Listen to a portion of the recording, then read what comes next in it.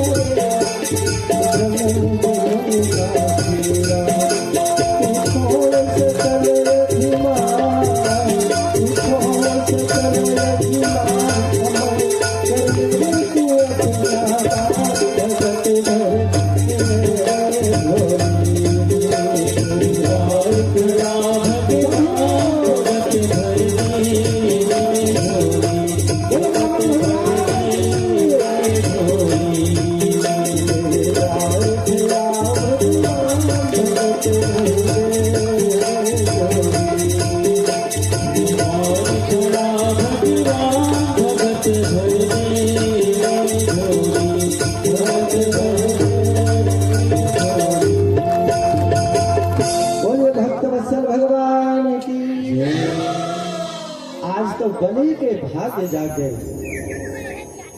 जो तीनों लोगों को देने वाला है, आज वो बलि के दरवाजे पर भिक्षा मांगने आया है। जैसे ही बटुक ब्राह्मण को देखा, हाथ को पकड़ करके सादर आदर आइए आइए आइए भगवान आइए, भीतर ले गए हैं मंडप पर और सुंदर सोने के सिंहासन पर वामन भगवान को बिठाया गया है। और बलि महाराज अपनी धर्मपत्नी विंध्यावली के साथ भगवान के युगल चरणों को धोया है और भगवान के चरणों को धो करके पान किए हैं और हाथ जोड़ के कहने लगे, स्वागतम ते नमस्तुभ्यं ब्रह्मण किंकर वामते। ब्रह्मर्षीणां तपः साक्षात् अन्येत्या त्वया अयं वपुर्धर्मः। अद्य नः पीतरं तृप्ताः अद्य न पावितं कुले। अद्य स्वष्टि क्रतुरयं यद भवान गयो गृहान्। आपका स्वागत है हे ब्राह्मण देवता, आपका एक बार नहीं 1000 बार लाख बार स्वागत है। आपके आने से अच्छा लगता है, आपके पधारने ऐसा लगता है हे ब्राह्मण देवता। जो मैं यज्ञ करने जा रहा हूं ना, उस यज्ञ का प्रभाव, उस यज्ञ का फल आपके रूप में मूर्तिमान होकर के प्रकट हुआ है। ऐसा लगता है ब्राह्मण देवता, आपके आने से ना मेरे कई पितर के, कई पूर्वज के पितर तृप्त हो गए, मेरा कुल पवित्र हो गया, पावन हो गया, जिसके लिए मैं यज्ञ कर रहा था। ऐसा लगता है कि आज मूर्तिमान होकर के प्रकट हो गया। और ऐसा लगता है आप कुछ चाहते हैं तो जो चाहते हो आप मांग लीजिए, जो चाहो मांग लो। तो भगवान छोटे से बौने बाहुन भगवान मुस्कुरा रहे हैं और कुछ बोल नहीं रहे और सिर्फ बलि ही बोल रहा। हे ब्राह्मण देवता, आप चाहो ना तो मकान मांग लो, मकान बना दूं आपके लिए, बगीचा दे दूं, घोड़े दे दूं, रथ दे दूं, हाथी दे दूं। आप छोटे से बटुक ब्राह्मण हो, आपके छोटे से एक ब्राह्मणी कन्या के साथ में आपका विवाह करा दूं, आपका मकान बनवा दूं। भगवान ने कहा मकान दुकान के चक्कर में नहीं पड़ना। गृह कार्य नाना जंजाला ते अति दुर्गम शैल विशाला। भगवान ने कहा, बामन भगवान ने मुस्कुरा के मकान दुकान नहीं चाहिए, मांगो मांगो बार बार कह रहे हैं, लेकिन भगवान कुछ नहीं मांग रहे। तो मेरे मन रखने के लिए मांग लीजिए ना हे बटुक ब्राह्मण देवता। तब भगवान मुस्कुरा तो रहे हैं और जो मुस्कुराते हुए कहने लगे, अरे वाह बलि, जितना तुम्हारे बारे में सुना था ना, उससे कहीं 1000 गुना ज्यादा देख रहा हूँ। और होगा क्यों, तुम्हारे कुल में हिरण्याक्ष हिरण्यकश्यप जैसे कितने बड़े प्रतापी राजा हुए। उन्हीं के कुल में देखो प्रहलाद हुआ, पत्थर से ही भगवान को प्रगटा दिया। और तुम्हारा उन्हीं के बेटा विरोचन अपने सारे संसार की संपत्ति ब्राह्मणों को दान कर दिया। और तुमने ना बलि, तुमने भी कोई कमी नहीं छोड़ा। हाथ जोड़ करके बलि ने कहा, हे बटुक ब्राह्मण देवता, ये सब आप ही ब्राह्मणों की कृपा है, आप ही का आशीर्वाद है, अब कुछ मांग लो ना। तो भगवान ने कहा, बार बार मांगने की बात कर रही हैं, तो अब भगवान बोले। भगवान ने कहा, तस्मात् तो महीमी सद भृणे हम बरदर्शभात पदानि त्रीनद्रेन्द्य सम्मतानि पदा मम। हे राजा, हे बलि, माना कि तुम तीनों लोगों के दाता हो, तीनों लोगों के तुम स्वामी हो, लेकिन ना हमको कुछ नहीं चाहिए तुमसे। मेरे छोटे से मैं और मेरे छोटे से चरण से 3 पांव जमीन ही चाहिए, क्योंकि हम संतोषी ब्राह्मण हैं, ज्यादा हमको दान में कुछ नहीं चाहिए। तो बलि मुस्कुराते हुए कहने लगा, देखिए ब्राह्मण देवता, आप थे एकदम छोटे नेक से बालक हो और आपका सोच भी वैसा है। आपके इतने छोटे आकार और आपके कितने छोटे चरण। आधा राज्य दे सकता हूँ, द्वीप का द्वीप दे सकता हूँ, और कुछ मांगो। बलि ने, वामन भगवान ने कहा कुछ नहीं चाहिए। पदानि तीन दैत्येंद्र सम्मतानि पदा मम, मेरे पैर के हिसाब से 3 पाँव। तो बलि ने कहा ले ठीक है, तुमको जितना अच्छा लगता हो वही मांग लो। वामन भगवान ने कहा हम संतोषी ब्राह्मण है, साई तला दीजिए जाने कुटुंब समाए, और मैं भी भूखा ना रहूं साधु न भूखा जाए। हमको ज्यादा की आवश्यकता नहीं। तो बलि ने कहा चलो ले लो 3 पर जमीन नाप लो। वामन भगवान ने कहा ऐसे कैसे नाप दें, तो कैसे नाप जाओ। तो बलि, वामन भगवान ने कहा पहले संकल्प लो। तो बलि हाथ जोड़ के कहा हे बटुक ब्राह्मण, आप इतने छोटे और आपके इतने छोटे छोटे चरण, आपके 3 चरण नापने के लिए भी मुझको संकल्प लेना पड़ेगा। भगवान ने कहा नियम तो नियम होता है, अरे नहीं देना हो तो मत दो, हम कहीं और मांग लेंगे। नहीं नहीं ब्राह्मण देता, आपकी जो इच्छा हो। यह दृश्य दैत्यों के गुरु है शुक्राचार्य, वो टुकुर टुकुर दूर से देख रहा था। उसने सोचा इसको तो कभी देखा नहीं, कभी मुलाकात भई नहीं, अब देखने में कितना नेक सा छोरा है। अरे बलि के पूर्वजों को जानता है। देखो तो सही है कहां से आया कौन है। तो आंख बंद करके जैसे ही शुक्राचार्य ने देखा, तो क्या देखा समझ गया और दौड़ करके आया बलि के पास में। और जैसे ही संकल्प करने ही वाला था बलि 3 पर भूमि देने का, हाथ को पकड़ लिया, सावधान बलि, क्या हुआ। तो शुक्राचार्य ने कहा ए समय रोचनो वरोचने साक्षात भगवान विष्णुरव्ययः कश्यपादितेर्जातो देवानां कार्य साधकः। जानता है राजा ये कौन है। अरे बटुक ब्राह्मण तो है। शुक्राचार्य ने कहा इसके बौना के चक्कर में मत पड़, न ये 52 है न 53 है, तो कौन है।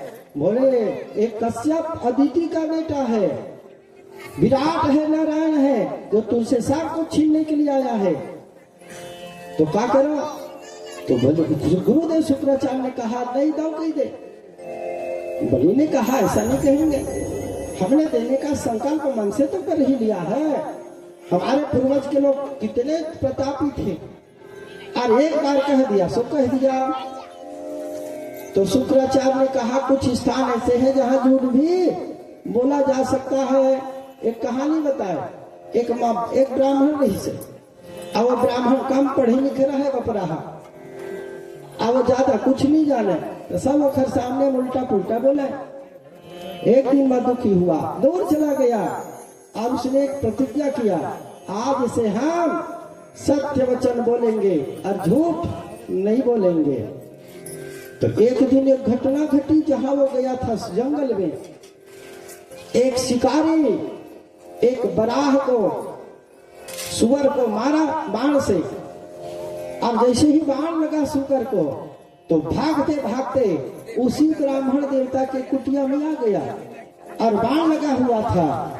और निरीह प्राणी मानो उस महात्मा से, उस ब्राह्मण से कह रहा हो आंसू बहा करके कि हे ब्राह्मण देवता आप हमारी रक्षा कर लीजिए, हम आपके शरण में हैं। तो उस ब्राह्मण देवता ने उसको अपने कुटिया के पीछे में ले जाके रख दिया, और खून का निशान देखते देखते वो शिकारी आया, और जैसे ही उस ब्राह्मण देवता को देखा, सत्यवादी ब्राह्मण को देखा, हाथ जोड़ के पूछ दिया महाराज अभी अभी सुअर इधर आया है क्या। तो उस महात्मा के जीवन में, ब्राह्मण के जीवन में बड़ा धर्म संकट आ गया। कैसा प्रतिज्ञा किया है, क्या प्रतिज्ञा कर रही सोहा, जीवन में कभी झूठ नहीं बोलेंगे, केवल और केवल सत्य बोलेंगे। अब अब सही बोला थे का वो बकरा सुअर मारे जाही और झूठ बोल रहा है तो मृत टूटता है। तो क्या करे? तो भगवान सिंह ने विनय किया और उसने शिकारी से कहा, अरे देख व्याध, ये जो दो आंख है ना, मेरे दो आंख, ये जो आंख देखती है तो बोलती नहीं, और बोलती है जीभ, वो देखती नहीं। वो शिकारी का मन फिर गया, ठीक है महाराज, लौट गया। इसी बात को शुक्राचार्य ने कहा कि कुछ स्थान ऐसे हैं झूठ बोल दो, कहाँ कहाँ झूठ बोल दो, तो कुछ स्थान बताए। स्त्री सो नर्म विवाहे च वृत्यर्थे प्राण संकटे गो ब्राह्मणार्थ हिंसायाम नारितम शाप जुगुप्सितम। विवाह करना हो, किसी लड़की का लड़के से विवाह होता है, आप लोग समझ रहे हैं, तो हल्का फुल्का झूठ बोला जा सकता है, ज्यादा नहीं। किसी के पास 5 एकड़ जमीन हो और बता दो महाराज, तो कहेरी से गोदवा में महाराज बोले थे कि झूठ बोल दो, कितना जमीन है? 50 एकड़। महाराज बोले इसमें गोदवा वाले, ऐसे नहीं है भैया, थोड़ा बोला बहुत, जहां कुछ अड़चन आ रहा हो तो बोले दो। एक अच्छा ज्यादा पढ़ा बता दो, एक एकड़ ज्यादा बता दो। स्त्रियों को प्रसन्न करना हो तो झूठ मूठ बोल दो। किसी की प्राण संकट में हो, आपके एक झूठ बोलने से प्राण बच जाते हो, झूठ बोल दो, क्या जाता है। इसलिए राजन झूठ बोल दो, नहीं दूंगा कह दो।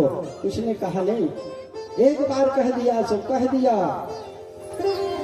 तो शुक्राचार्य ने कहा, मैं तो गुरु दादा, मैं संकल्प ही नहीं करूंगा तो कैसे दान होगा पूरा। तो बलि ने कहा, हे ब्राह्मण देवता, वामन भगवान से कहे आप ही संकल्प बोल दीजिए। तो हाथ में अक्षत लीजिए, हाथ में दुबी लीजिए, जल लीजिए, और जो संकल्प पढ़ने के लिए पानी चाहिए तो कमंडल से पानी लीजिए। जैसे ही पानी निकालने डालने वाले थे बलि के हाथ में, तो शुक्राचार्य एक मेचका का रूप बना करके घुसर गए। उसने कहा, अपने चेले का अहित होने ही नहीं दूंगा, चाहे कुछ भी हो जाए। पानी नहीं गिरेगा तो कैसे संकल्प पूरा होगा। भगवान तो सब जानते हैं, भगवान त्रिकालदर्शी हैं, सबके अंदर बसे हो, जाने हो भाव कुभाव। भगवान जान गए किसमें घुसा हुआ है तो पूसा निकाले, और पूसा में बड़ा कांटा होता है। और कहने लगे, वो बड़ी बात ऐसी है। कैसी है महाराज? आपका ये जो कमंडल है ना, आपके गुरु दादा का, ये बहुत पुराना है, कभी बहुत दिन से धुला मांजा हुआ नहीं है, इसमें कचरा घुस गया है, अभी ठीक करता हूँ। जैसे ही कुसा को कांटे को घुसाया तो आंख से देख रहा था छेद से, एक आंख गोविंदाय नमो नमः, और बाहर आया और श्राप दिया, अरे जा, मेरी बात को नहीं माना, जा श्रीहीन हो जा। इतने पर बलि ने कहा, हे महाराज, आप 3 पग मांगने का संकल्प लीजिए। संकल्प हुआ पूरा, और देखते ही देखते भगवान विराट रूप में हो गए। भगवान पद पाताल शीश यश धामा, पद पाताल शीश यश धामा, पद पाताल शीश यश धामा, पद पाताल शीश यश धामा,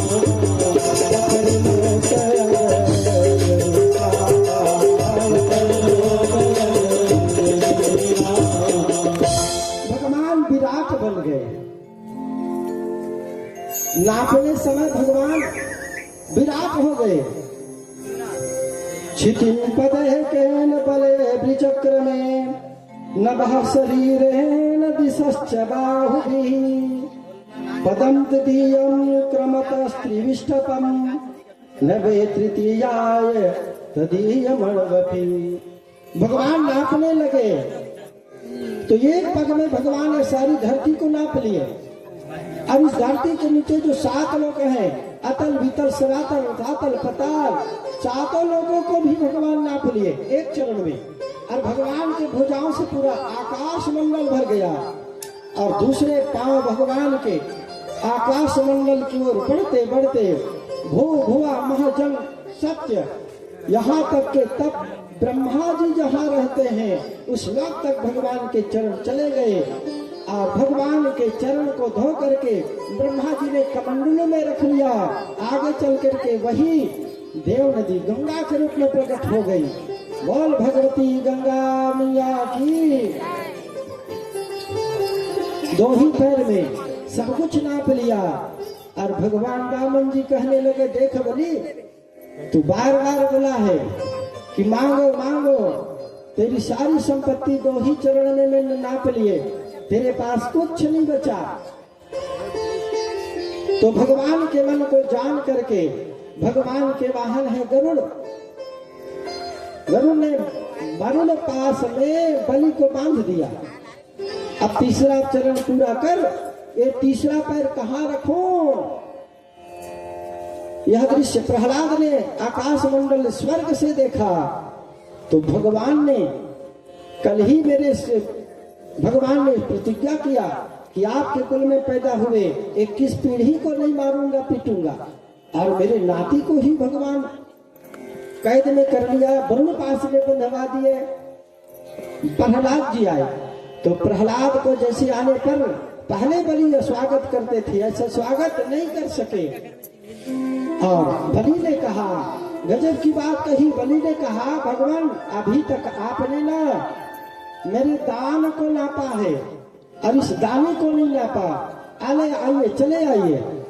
बलि के दरबार में वामन जी का आगमन हुआ है। आप दिव्य झांकी का दर्शन कीजिए ताली की सेवा करते हुए। बोल वामन भगवान की, बोल नारायण वामन नारायण भगवान की जय। सभी लोग शांति पूर्वक वामन भगवान का दर्शन करिए। बलि ने कहा, भगवान आपने ना मेरी संपत्ति को नहीं नापा, तू क्या देगा? तो बलि ने कहा, भगवान आपने मेरी संपत्ति को नाप तो लिया, आप एक बात बताइए, ये दान बड़े की दाता? ये दान जो मैंने दिया वो बड़ा कि मैं बड़ा? तो दान देने वाला बड़ा है। तो बलि ने हाथ जोड़ के कहा, भगवान ये तीसरा पैर इस दास को नाप लीजिए। तो भगवान ने अपने विशाल चरणों को जैसे ही बलि के सिर पर रखना चाहा, विशाल पैर, आइए आइए स्वागतम, यहाँ ये मेरे भतीजा है, गांव से आए हैं। अभी अभी इनकी कथा बूढ़ा में हुई है, भागवत जी की प्रथम कथा, आदित्य कथा, और ये भी व्यास थे वहां। आइए स्वागत है, बोलिए भागवत भगवान की। तीनों पैर का दान हुआ और भगवान ने बलि को कहा, अरे बलि, तेरे गुरु तुमको श्राप दे दिए, लेकिन मैंने छल भरी बातें की, लेकिन तू अपने धर्म से नहीं हटा। इसलिए बेटा जा, सुतर लोग का राजा तुमको बनाता हूँ। 52 दरवाजे होंगे उसमें। अरे हमारे चाचा जी भी आ रहे हैं, आइए चाचा जी, बहुत स्वागत है। सभी लोग खड़े होकर के स्वागत करेंगे।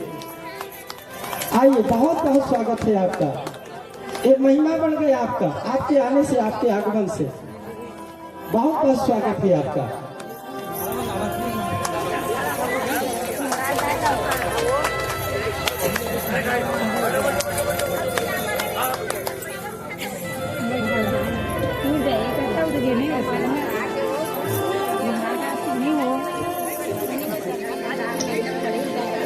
बलि वामन का वेश बनाया, राजा बलि को छले आया।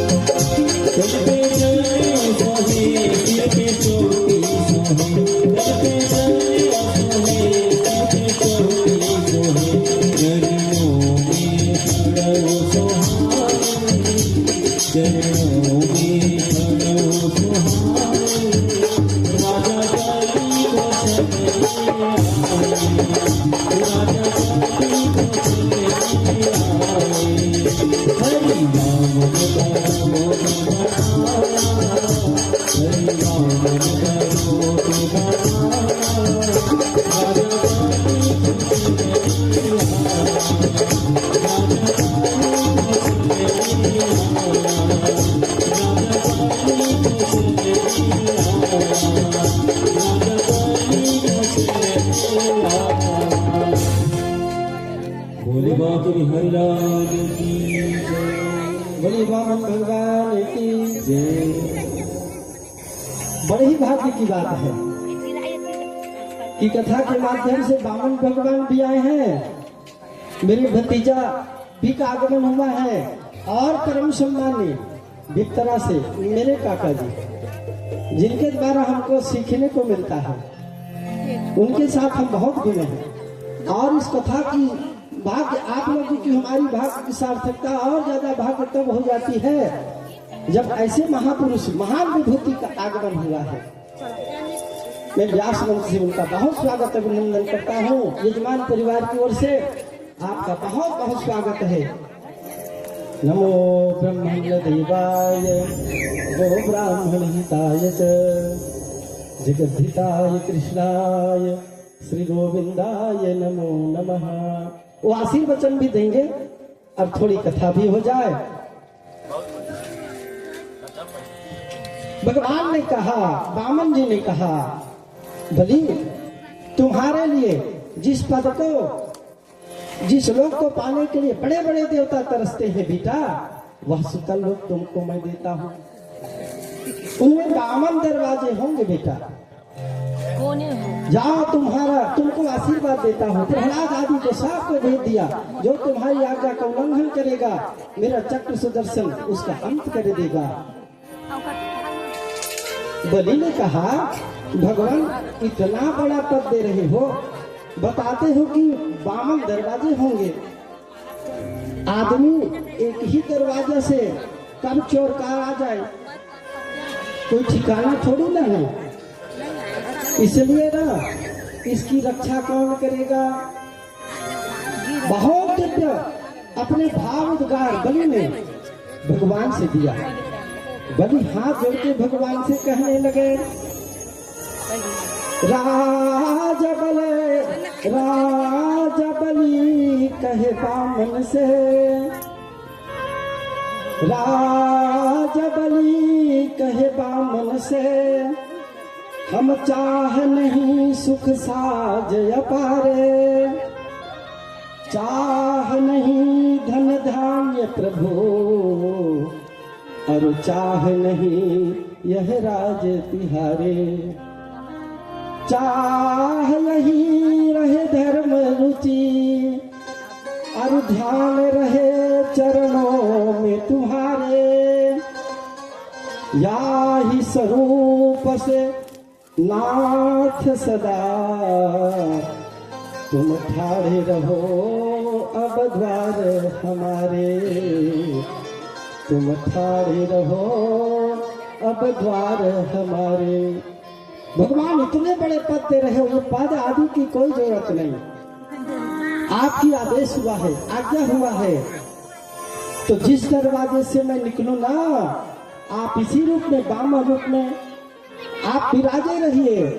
आपका दर्शन करके बाहर जाऊं, और जब भी कहीं से आना हो आपका दर्शन हो, कितनी बढ़िया बात होगी। तो भगवान क्या करते, दरवाजे में बैठ गए। सार को बड़ा सुख हुआ, सिवाय एक के। एक दिन नारद बाबा पहुंचे, जिनको दुख है उन्हीं के पास में, और कहने लगे। जैसे ही नारद बाबा को मैया भगवती ब्रह्मा लक्ष्मी मैया ने देखा, अरे बेटा, नारद ने कहा ये सुना सुना सब दिखाई पड़ रहा है, आनंद सब कुछ नहीं। तो मैया ने कहा, बेटा तेरे पिता कब से कहीं गए हैं बेटा, आज तक नहीं आए, तुमको कुछ खबर है, पता है? तो नारद बाबा ने कहा, हमको सब पता है। तो कहाँ है? तो उसने कहा, नौकरी चालू कर दिए हैं। अच्छा, वो तो जगदीश्वर है, जगत के नाथ, तीनों लोगों को देने वाले। और वो कौन है? लक्ष्मीपति। उनको नौकरी की आवश्यकता, क्या नौकरी? तो बोले कोई बड़ा नौकरी नहीं है, वो दरवाजे में चौकीदारी बने बैठे हैं। मैया ने कहा, बेटा तो मुझको वो कैसे प्राप्त होंगे? तो उसने कहा, बहुत जल्दी में ना मैया, वो सावन का महीना आने वाला है। मैया ने कहा, मैं आगे साफ समझ गई। और मैया एक रूप बनाई दूसरी कन्या का, और जिस रास्ते से बलि जी महाराज रथ पे आरूढ़ होकर के आगे बढ़े जा रहे थे, ठीक उसी रास्ते पर बैठ करके मैया रोने लग गई। रथ से उतरे हैं बलि जी और कहने लगे, देवी कौन है आप, क्या दुख है आपको?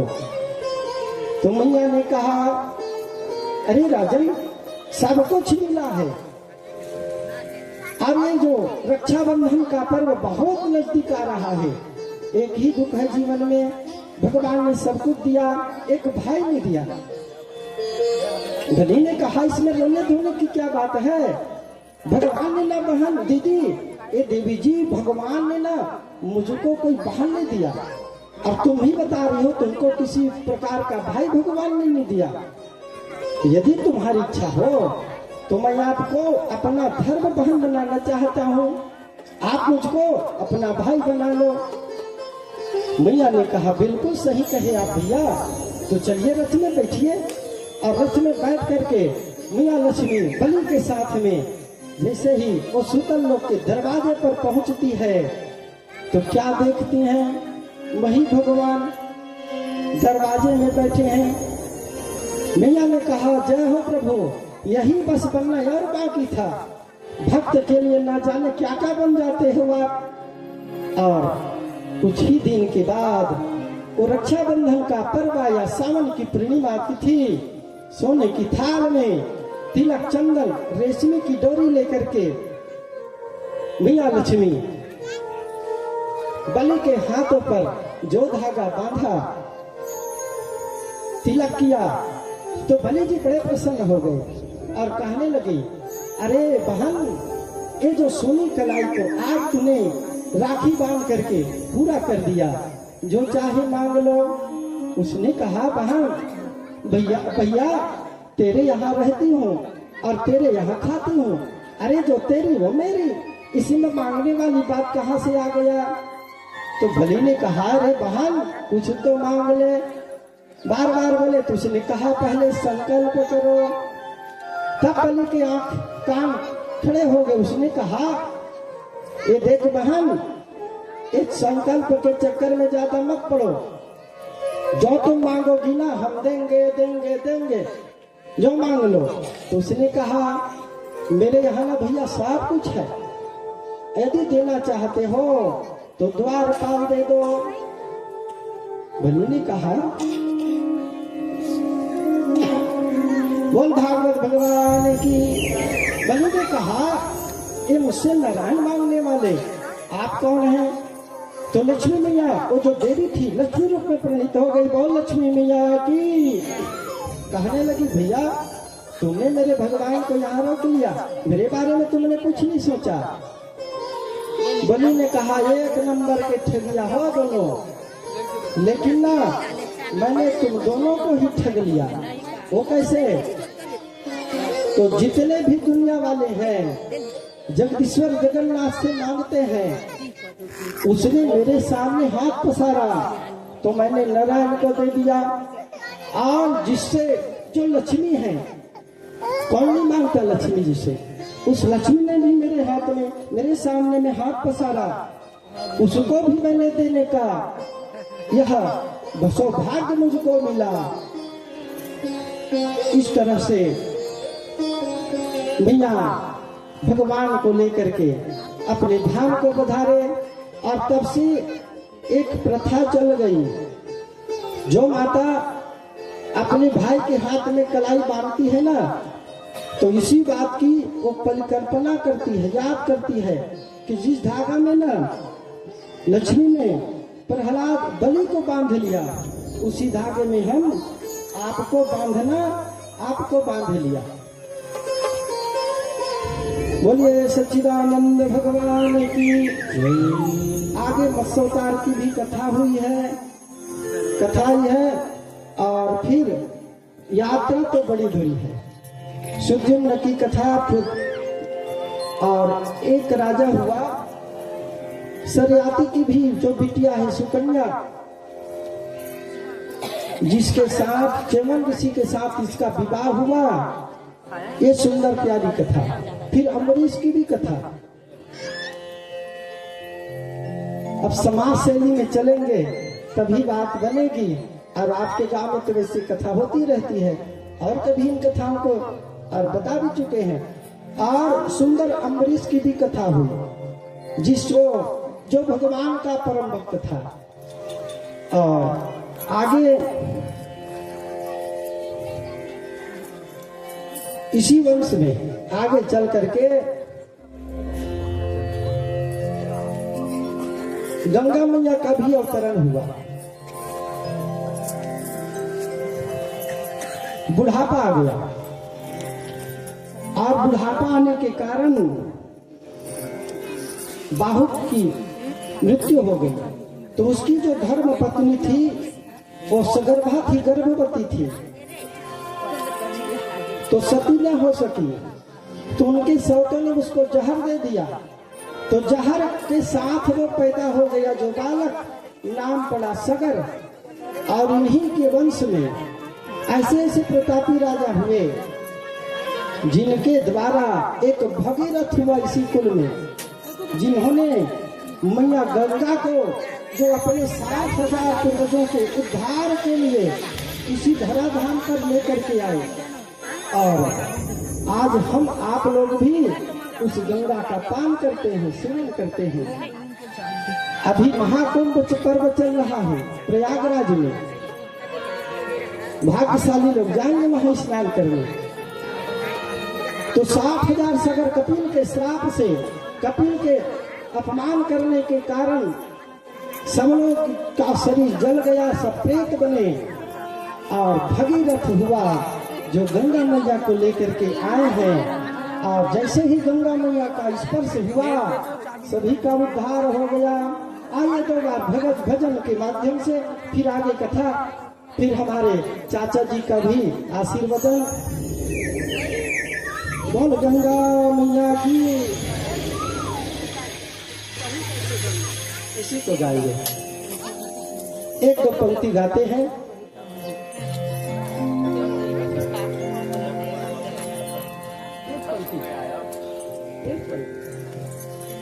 सादर गंगा को नाम लिए और पान किए सतपात के नाश ध्यान धरे यख दोई जन्म जोई जन्म के नासत है यह वेद प्रकाश। आइए सब लोग काली की सेवा करते हुए गंगा मैया की सुंदर अवतरण हुआ है और सभी लोग भजन के माध्यम से सभी लोग आनंद लें। ये गंगा मैया कैसे बह रही है,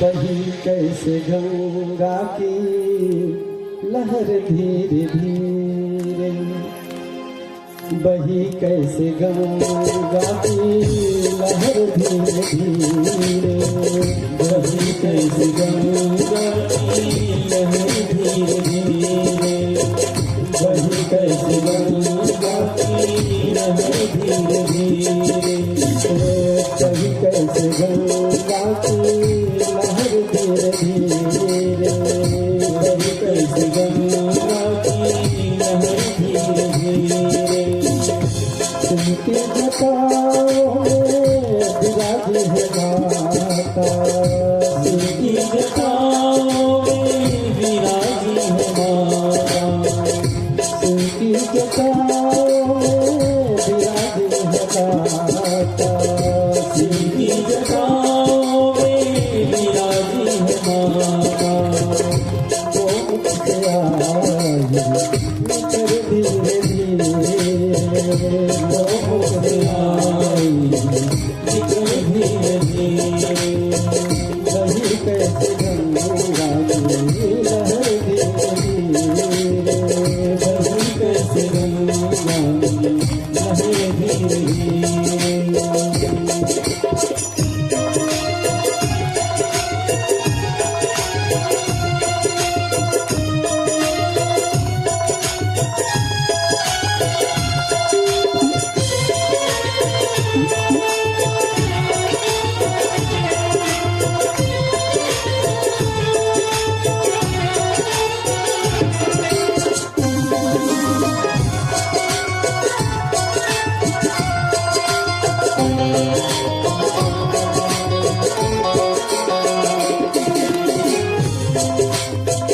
हरिद्वार में कैसी शोभा है माता, हरिद्वार में कैसी शोभा माता, हरिद्वार में कैसी शोभा है माता, हरिद्वार में कैसी शोभा माता, पहाड़ों से आई उतर धीरे धीरे, पहाड़ों से आई उतर धीरे धीरे, पहाड़ों से आई उतर धीरे धीरे, पहाड़ों से आई उतर धीरे धीरे, बही कैसे गंगा की लहर धीरे धीरे, बही कैसे गंगा की लहर धीरे धीरे, लहर धीरे धीरे, लहर धीरे धीरे, लहर धीरे धीरे, लहर धीरे धीरे। बोल गंगा मैया की जय हो। आगे भगवान परशुराम का भी दिव्य कथा है और यात्रा बड़ी लंबी।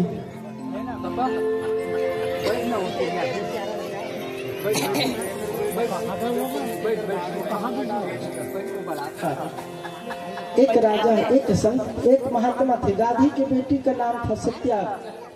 उसका विवाह हुआ रेणु ऋषि से, जमदग्नि से, और जमदग्नि का विवाह रेणुका से। और उन्हीं के यहाँ परशुराम जी महाराज का भी प्रादुर्भाव हुआ और इन्होंने 21 बार इस धराधाम से क्षत्रियों का संहार कर दिया। ये ऐसा हुआ, इस संक्षिप्त में आप स्मरण करिए। एक बार की बात, एक बार सहस्रबाहु अर्जुन हुआ जिसके 1000 हाथ हैं और वो शिकार करने कहीं गए तो जंगल में उन्होंने देखा एक महात्मा की आश्रम है, कुटिया है। तो जमदग्नि महाराज के आश्रम में उन्होंने पनाह लिया, आश्रय लिया, और साथ में चतुर्ंगनी सेना भी है। तो दिव्य स्वागत सत्कार हुआ। सोने की थाली में सुंदर व्यंजन परोसे गए। जैसे ही परशु सहस्त्रबाहु अर्जुन ने देखा जंगल में रहने वाला एक साधु, इसका वैभव ऐश्वर्य तो मुझसे बढ़ चढ़कर है। सैनिकों से कहा, सेवकों से कहा, देखो बात क्या है। तो सैनिकों ने जाकर के देखा कि महात्मा के आश्रम में एक कामधेनु नामक गैया है। नाम क्या है? कामधेनु। जो कामना कामना करो सब पूरा कर देती है। उसी को बिना पूछे जबरदस्ती अपने महल को लेके चला गया। और परशुराम का कुछ समय के बाद आगमन हुआ। मैया रो रही है, पिताजी रो रहे हैं। पूछ दिया बात क्या है। तो जमदग्नि और रेणुका मैया ने कहा, बेटा हमारी माता को जबरदस्ती उसने हरण करके ले गया है, उसके बिना हम गुजरा जी कैसे सकते हैं। तो परशुराम गए हैं, 17 छोड़ी सेना भेजा है, पर सहस्त्रबाहु ने क्षण मात्र में भगवान परशुराम ने सबका समाप्त किया। और युद्ध करने स्वयं परशुराम के सामने अर्जुन प्रस्तुत हुआ। 1000 भुजाएं हैं, 500 धनुष 500 बाण एक साथ चलाए, लेकिन भगवान परशुराम तो धनुर्धरों के शिरोमणि अग्रगण्य ठहरे। एक ही बाण से सबको समाप्त किया और सभी उनके हाथों को काट के गला को काट दिया। और अपनी इस पाप की निवृत्ति के लिए उन्होंने यज्ञ भी किया। अनेक दिन तपस्या करने जंगल गए हुए थे भाइयों के साथ। और उनके जो पुत्र थे सहस्त्रबाहु अर्जुन के 10,000 बेटे आकर के जबरदस्ती तपस्या में जो बैठे थे जमदग्नि के गला को काट के ले गए। और 21 बार मैया ने, बेटा परशुराम शीघ्र आओ, जल्दी आओ, तो दौड़ करके आए हैं और बड़े दुखी हुए। तब से उन्होंने 21 बार इस धरती को छत्ती से हीन कर दिया। ऐसे परशुराम जी हुए जो अपने पिता को ऊपर 7 ऋषियों में एक ऋषि बना दिए, सप्तऋषि। बोल परशुराम भगवान की। भगवान राम की भी कथा ही है, अब देवताओं की कथा है, कैसे छोड़े। लेकिन सबको स्पर्श करते हुए चलना भी है। एक बार भूपति मन माही, भैगलानी मोरे सूत नाही। इस धराधाम के चक्रवर्ती सम्राट हैं, भुवनपति हैं राजा दशरथ जी।